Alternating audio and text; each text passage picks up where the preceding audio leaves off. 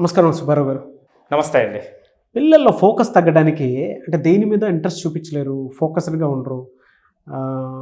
మనం చూస్తున్నప్పుడు బాగున్నట్టే ఉండేటువంటి పిల్లలు కూడా గ్రాడ్యువల్గా తగ్గిపోతూ వస్తూ ఉంటారు. పర్ఫార్మెన్స్ చాలా వీక్గా ఉంటుంది. అవునండి. దానికి కారణాలు ఏంటండి అసలు? సిఎంఆర్ ఫ్యామిలీ మాల్ ఇప్పుడు మన KPHBలో ఫిబ్రవరి 10వ తేదీన ప్రముఖ నటి శ్రీలీల గారిచే ఘన ప్రారంభం. ఇదొక అతి ముఖ్యమైనటువంటి అంశం అండి. ఈ రోజున ఫోకస్ అనేటువంటిది. ఈ ఫోకస్ తగ్గటానికి ఉన్నటువంటి కారణాలు 4 కారణాలు నేను చెప్పబోతున్నానండి. సో పేరెంట్స్ మీరంతా కూడా మీ పిల్లలు ఈ 4 కారణాల్లో ఎక్కడో ఒక చోట ఉంటే కామెంట్ చేయండి. దానికి సంబంధించినటువంటి సొల్యూషన్ కావాలని అనుకున్నట్లయితే పార్ట్ 2 ఇచ్చేటువంటి ప్రయత్నం చేస్తాం.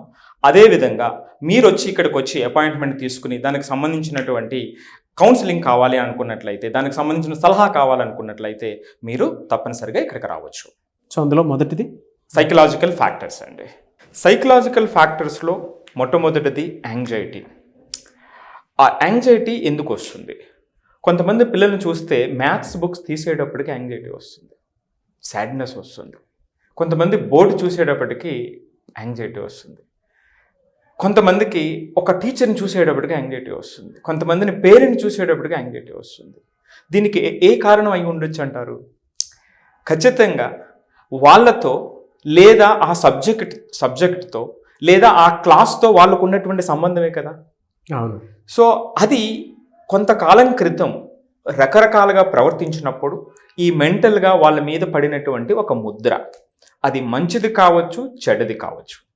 సో మొట్టమొదటిగా దీన్ని మనం చెప్పుకోవచ్చు సైకలాజికల్ ఫ్యాక్టర్స్లో.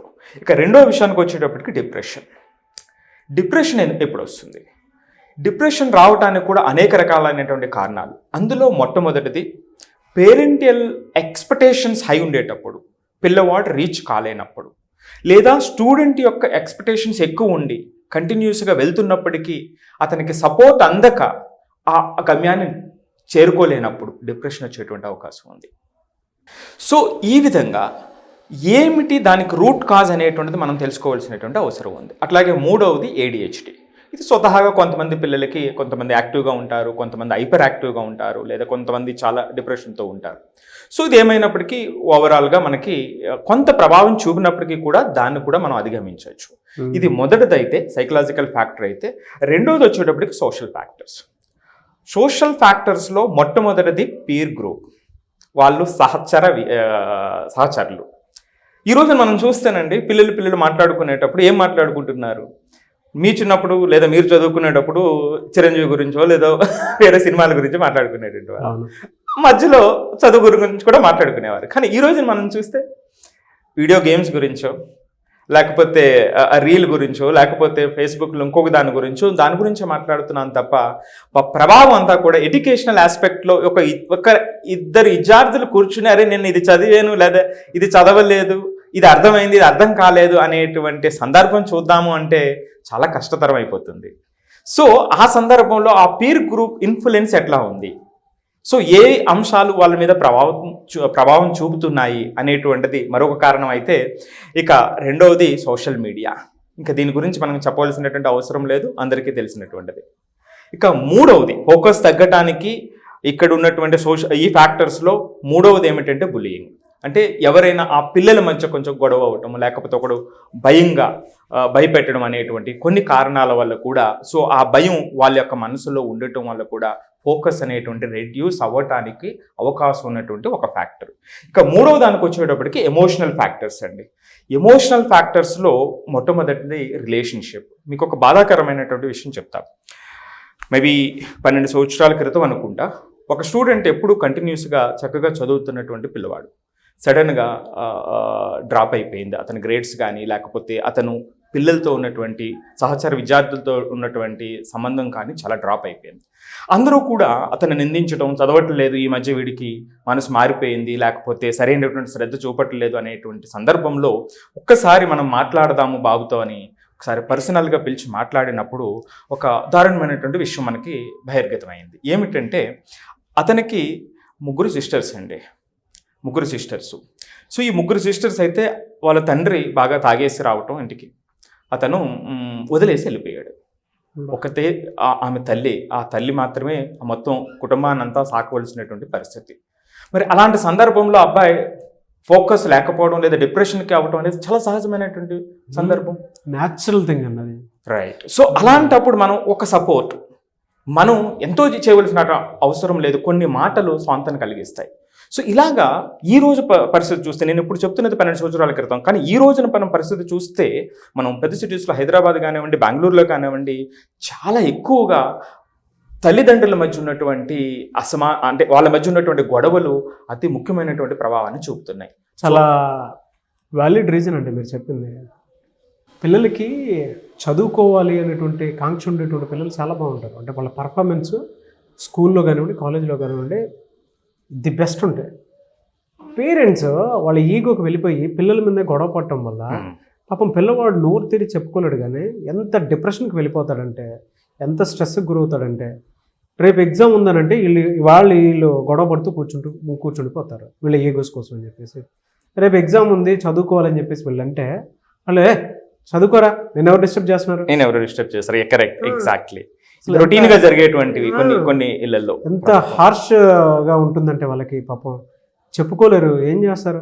ఒకవేళ ఫెయిల్ అయ్యారనుకోండి, ఆ రోజు మీరు గొడవలు పడటం వల్ల నా మైండ్ బాగాలేక నేను సరిగ్గా ఎగ్జామ్ సరిగా రాయలేదు, దానివల్ల రిజల్ట్ ఈ విధంగా వచ్చిందనంటే వాళ్ళు ఒప్పుకుంటారా? ఒప్పుకోరు. కంపారిజన్స్ మళ్ళీ వాడు పాస్ అయ్యాడు, వీడు నువ్వు ఇంట్లో సరిగా ఉండు, అథారిటేటివ్గా వాళ్ళ మీద బిహేవ్ సరిగా ఉండరు, కానీ బయట పిల్లలతో మాత్రం కంపేర్ చేసుకుని మరీ చెప్తారు. వ్యాలిడ్ పాయింట్ అండి, చాలా వ్యాలిడ్ పాయింట్. ఫోకస్ కాదు, కంప్లీట్ మెంటల్లీ కొంతమంది డిజబిలిటీ దాని కిందకి వెళ్ళిపోతారు. అవకాశం కూడా ఉందండి, ఉంది, ఖచ్చితంగా ఉంది. ఇక తర్వాతదండి ఈ అంశంలో గ్రీఫ్ అండ్ లాస్ అండి. కొంతమంది పిల్లలు చాలా వాళ్ళకి కావలసినటువంటి వాళ్ళలో ఎవరైనా దూరం అయినప్పుడు కానివ్వండి, కొంతమంది పెట్స్ దూరం అయినప్పుడు కానీ చాలా లవ్ చేస్తారండి. ఆ సందర్భంలో కూడా వాళ్ళకి కొన్ని రోజులు, కొన్ని నెలలు మళ్ళా వెనక్కి మళ్ళీ వాళ్ళ యొక్క స్థాయికి రావడానికి టైం పడుతుంది అనమాట అండి. సో ఇదొక కారణం కావచ్చు. సో ఒక తర్వాత అంశం అండి గ్రీఫ్ అండ్ లాస్ అండి. ఈ గ్రీఫ్ అండ్ లాస్లో వాళ్ళు చాలా దగ్గర వాళ్ళు చనిపోవడం కానివ్వండి, లేదా పేరెంట్స్ చాలా ఎక్కువగా చూస్తూ ఉంటాం గ్రాండ్ పేరెంట్స్ విషయంలో వాళ్ళు ఎవరైనా చనిపోయినప్పుడు కానివ్వండి. కొంతమందికి గ్రాండ్ పేరెంట్స్తో అమ్మమ్మ లేదా నానమ్మ లేదా తాతయ్యలతో చాలా సంబంధం ఎక్కువ ఉంటుంది. లేదా కొంతమంది ఫ్రెండ్స్లో ఈ కొన్ని సందర్భాల్లో అనుకోని విధంగా జరిగినప్పుడు, సో వాళ్ళు చనిపోయినటువంటి సందర్భంలో కానివ్వండి. కొంతమంది పెట్ని ఇంకా తోబుట్టు కన్నా ఎక్కువగా చూసేటువంటి కొంతమంది ఉంటారు. సో వాళ్ళు అట్లాంటి సందర్భంలో కానివ్వండి, నెలల తరబడి వాళ్ళు చాలా డిప్రెషన్కి లోనయ్యేటువంటి అవకాశం ఉండి, సో ఫోకస్ చేయలేనటువంటి పరిస్థితి, చదవలేనటువంటి పరిస్థితి. సో అలాంటి సందర్భంలో చదువు అనేటువంటిది పక్కన పెడితే ముందు మనమంటూ ఇచ్చేటువంటి సపోర్టే వాళ్ళని మళ్ళీ వెనక్కి తీసుకొస్తుంది. సో ఇదొక సందర్భం అయితే, తర్వాతది లో సెల్ఫ్ ఎస్టీమ్. స్వతహాగా కొంతమంది పిల్లలు ఎన్వైరన్మెంట్ వల్ల కానివ్వండి, వాళ్ళకు ఉన్నటువంటి పరిస్థితుల వల్ల కానివ్వండి, కొంచెం ఆత్మన్యూనత భావంతో ఉంటారు.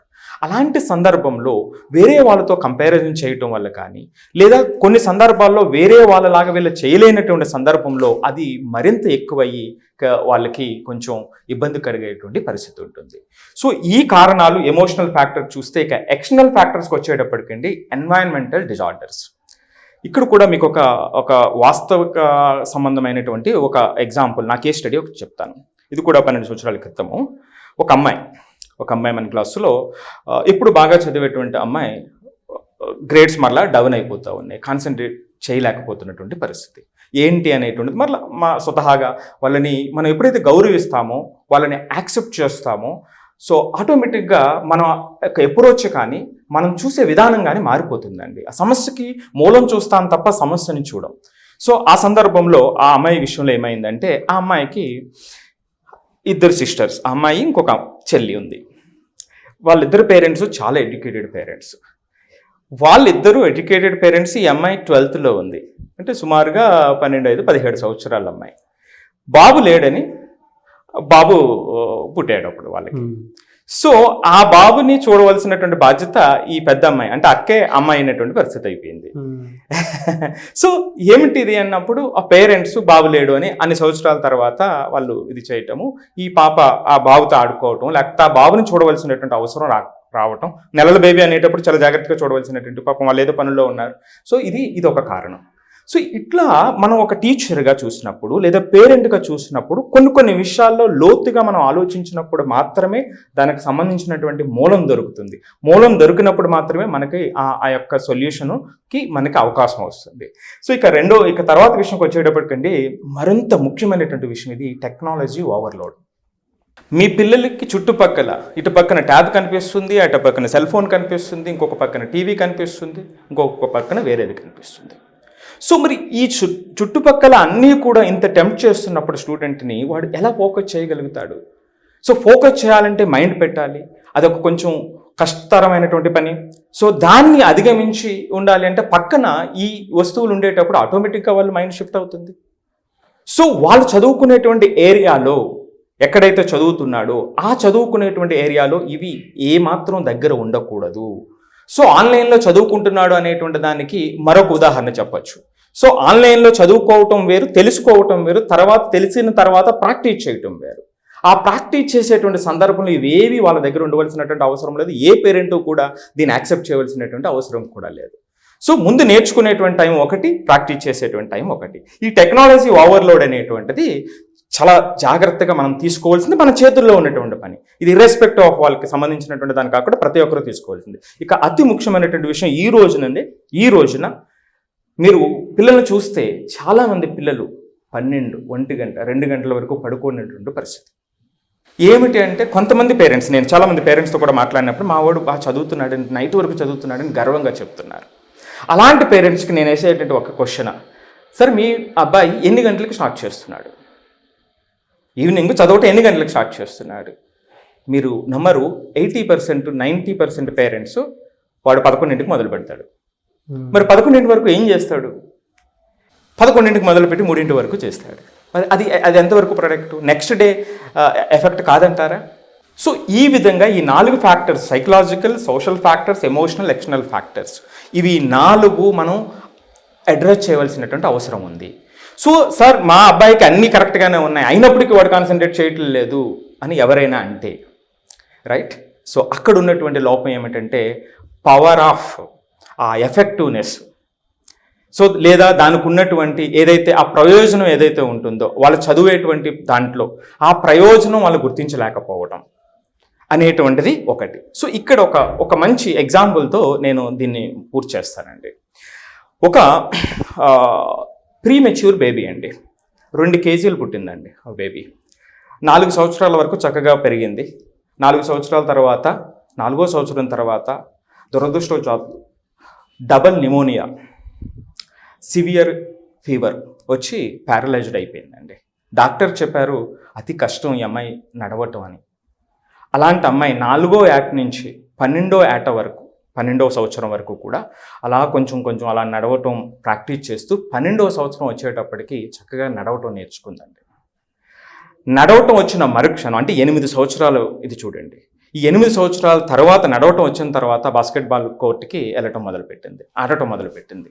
ఏదో తపనతో ప్రతిసారి ఓడిపోతూ ఉంది, అయినా ఆడటం మొదలుపెట్టింది.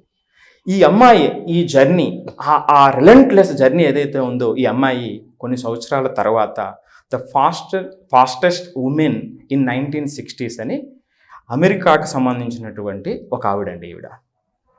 సో ఈవిడ అంటే వీళ్ళకి ఎటువంటి అంటే ఇక్కడ చూడండి సైకలాజికల్ ఫ్యాక్టర్స్ ఉన్నాయి, ఎమోషనల్ ఫ్యాక్టర్స్ ఉన్నాయి, అయినప్పటికీ కూడా ఈ అమ్మాయిని నడిపించినటువంటిది నేను ఖచ్చితంగా నా పేరు గుర్తొచ్చేటప్పటికి హార్డెస్ట్ ఉమెన్ అని గుర్తుకు రావాలి అని చెప్తూ ఉందండి. మరి ఇట్లాంటి వాళ్ళని కూడా తయారు చేసిన పేరెంట్స్ కానివ్వండి, వాళ్ళ కోచెస్ కానివ్వండి, మెంటర్స్ కానివ్వండి, సో ఎన్ని జాగ్రత్తలు తీసుకుని ఉంటారు.